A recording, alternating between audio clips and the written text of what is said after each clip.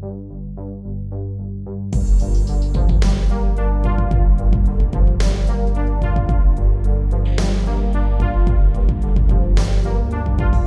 what's going on guys? I'm back. Eric Bothorn is filming today, so he's been kind enough to help me out. We're here at Elevate Barbell doing some practical stuff today. So we've got a lot of people who have been pulling conventional for a long time and want to transition to sumo. Sumo deadlifting, typically speaking, we see a lot of athletes in USA powerlifting around the world in different federations pulling sumo. Typically speaking, a lot of athletes can pull a little bit more sumo, but you might not want to transition to sumo right away. And there's a few key differences and a few key similarities in between sumo and conventional. So we're still pulling from the floor.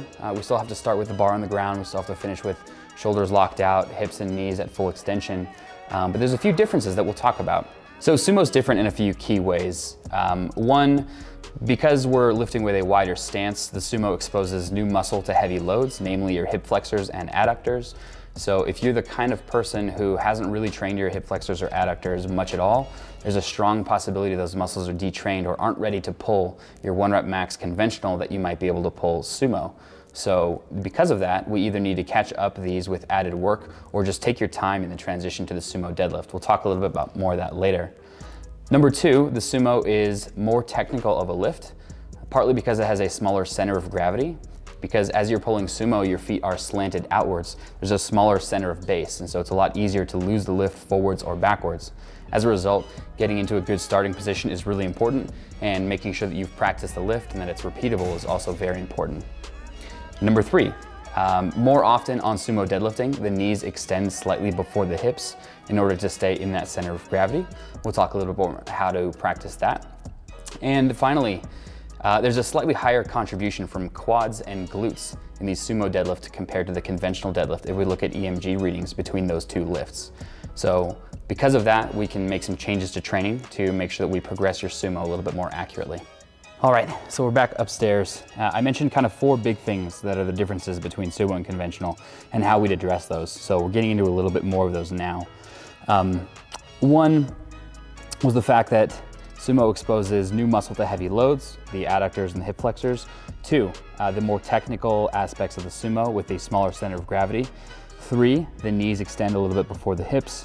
And finally, 4, the slightly higher contribution from quads and glutes. So let's go through some of those now and what we might do in programming as you guys are actually trying to learn sumo from scratch. Number 1, we're exposing new muscle. Take it slow. There's only a certain rate of muscle growth that we can actually allow for in raw drug-free powerlifters. So it's going to take your adductors a little bit of time to catch up. There's definitely a technical motor skill component to the sumo deadlift too, and that takes some time as well. So going from 0 to 100, from conventional to sumo, and having or expecting your most strength sumo immediately isn't quite realistic. So instead, we're going to take it slow. As a result, you might try introducing sumo once a week and have conventional be your second deadlift, and have sumo start off easy and your conventional be difficult. And over time, you switch these so your sumo becomes the more difficult one and your conventional ends up being your easier one. After a certain amount of time, if you feel comfortable, you can then transition to pulling sumo twice a week or some type of sumo variation. We'll talk about sumo variations in just a moment here. But really, it's a matter of taking it slow and allowing your adductors to catch up. As I was first starting off sumo, I took things a little bit too quickly and ended up kind of straining my adductors a little bit. They were certainly overworked compared to all the other muscle groups, and really for good reason. Pulling heavy loads from a wide stance was something I'd never done in my life.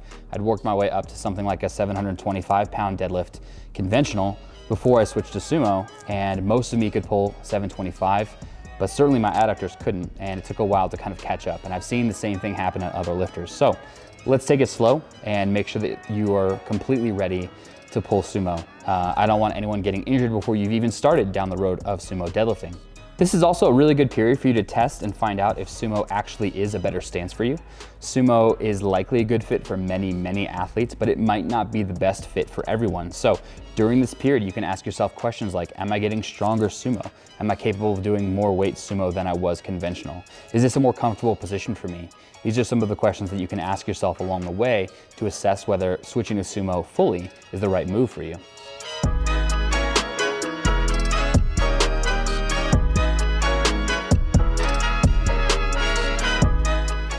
So if sumo is a more technical lift, how can we get there? How can we go from nothing to a really, really beautiful sumo deadlift? And I think there's a few roads here. Road number one says, well, if you want to get better at sumo, you can just plainly do more sumo. You can get better at the skill of doing sumo deadlift, and the great and easiest way of doing that is just by sumo deadlifting.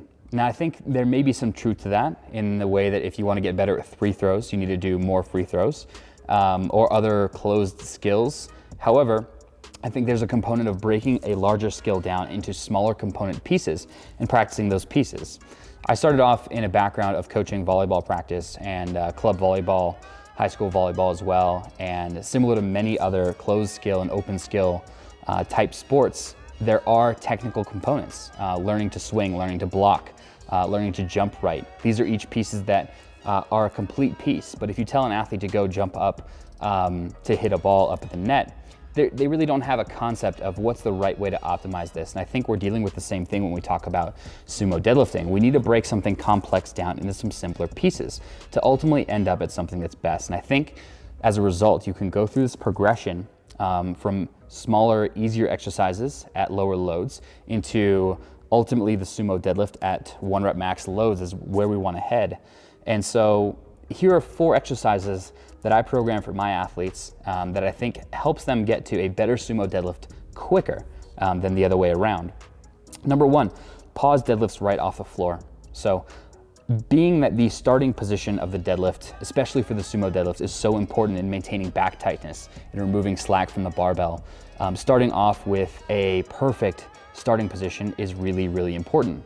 And pausing right off the floor is one way to make sure that you're in that position, that your hips aren't rising early, that you're not losing tension, that you have equal tension in your back and your quads as you're beginning, that you feel the pressure evenly through the floor, that you feel balanced front to backwards. These are kind of almost subconscious things that your body learns while going through the pause deadlift. I highly suggest incorporating some pause deadlifts. In a similar vein, we can talk about something called cluster sets, where we might do a paused rep and then a full rep, or a few half reps and then a full rep. These are ways to basically take what you've learned from a partial repetition and transfer it into a full repetition. So something like a 1.5 deadlift is doing a half rep, going down to the floor, and then doing a full rep, and then going down to the floor. And that counts as 1 rep entirely. So this can be a great way to practice good position for the first half of the rep, go back to the floor, and then complete through a full repetition for the next one. Now, because these are 2 reps for every 1 rep, it can quickly get into a lot of volume. So you want to be mindful of the fact that every time you program 1 rep, you're actually counting 2 reps. So even up to 4s can be quite difficult because that's 8 pulls from the floor. So as a result, we might be working in the 6 to 7.5 range. I think getting up into 8s can be pretty challenging for something like this, especially early on. So let's start nice and easy. You can always ramp up loads later on, but here we're really working on skill acquisition rather than maximizing strength or worrying about progression in the long term. Next, so we talked about positioning off the floor. There's a second component about the lockout, about what the glutes feel like when you're locking out, about where your shoulders are. Are you finishing with the glutes, or are you finishing with your low back as you're working? Are you pulling and arching your back, essentially the same version of the same question, or are you finishing with your glutes strong? Are your quads finishing? How are these muscles synchronizing with each other? As a result, something like a sumo block pull is a great idea in that learning progression.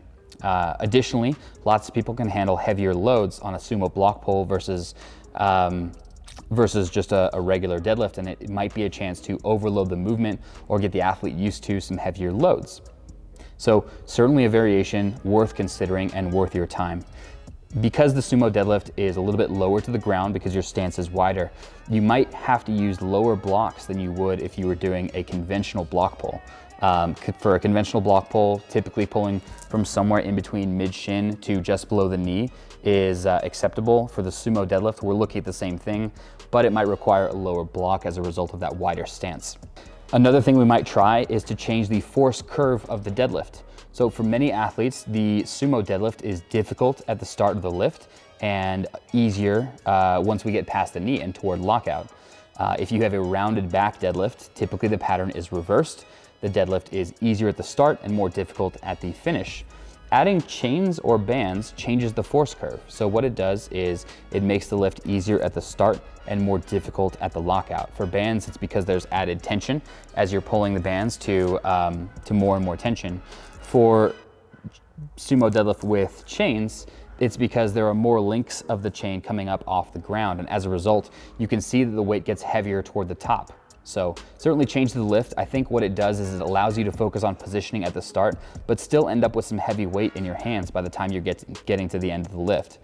You can do this by stepping on top of bands. I've seen that done. If you don't have access to chains or you're not in a gym where they have a deadlift with bands set up, you can just slide the bottom of your feet through a band. Certainly something you can do.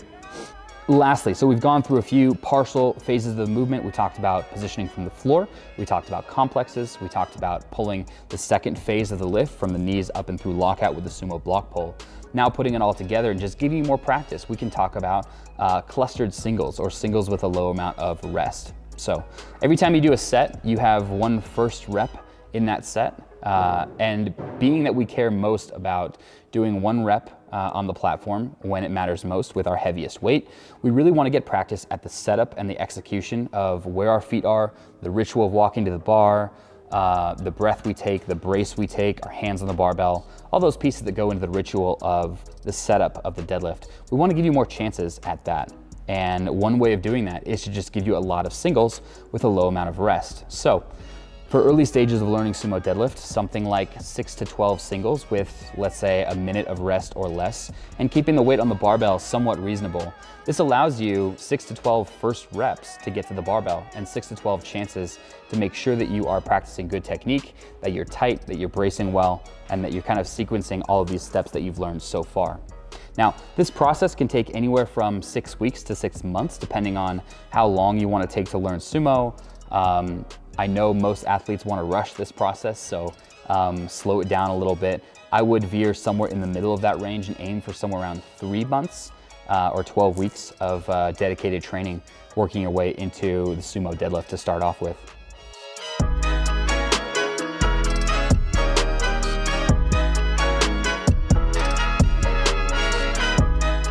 All right, so the third thing on our list from before was the difference in between the knees extending before the hips more on sumo versus conventional deadlifting. An easy way to do this is just by adding a quick warm-up into your warm-up every single time you go to the gym. So this can be anywhere from 3 to 5 times, depending on the athlete. And it's simply to take an average or a thick band, even a light band can work in some lighter weight athletes. Attach it to a post about waist height, step through the post, step out into your sumo stance, and we'll go through a few progressions of how this might look. But basically we're getting extra sumo reps in and sequencing the knees extending before the hips. So you can first start off with a conventional stance, then you can transition into a sumo stance, then you can transition into a sumo stance with a barbell. So each of these can teach you something, and ultimately what we're doing is just getting in more repetitions. And if the name of the game is practice, in the same way that getting better at free throws just means shooting a lot of free throws, one of the best ways we can do this is by practice, and adding in a few extra reps into your warm-up does no harm, and in fact might even progress us a little bit more down the road. The very last thing we talked about is the difference in muscle activation in between sumo and conventional. So sumo typically has more quad activation and more glute activation. And an easy thing to do might just be changing your training to add in more quad and glute work. So a lot of powerlifters have never ever done a barbell hip thrust or direct glute work. And in fact, that might be a really good thing, not only for your deadlift, but also for your squat. So doing something like single leg hip thrusts or hip thrusts with a dumbbell in your lap, or finally a barbell hip thrust. These can be really good things to work on glute activation. Finally, direct quad work. Nothing special here. You can add in extra leg pressing, hack squats, lunges, leg extensions, anything to ultimately build up the quads, belt squat, pitch shark, I mean, the list goes on. Any lower body quad direct movement can do the trick here. So I've hopefully learned something about how to get better at the sumo deadlift and progress from just being a conventional deadlifter to well on your way toward mastering the sumo deadlift. If you have questions about this, post them in the comments down below. Please subscribe to see more videos like this, and I will see you guys in the next one.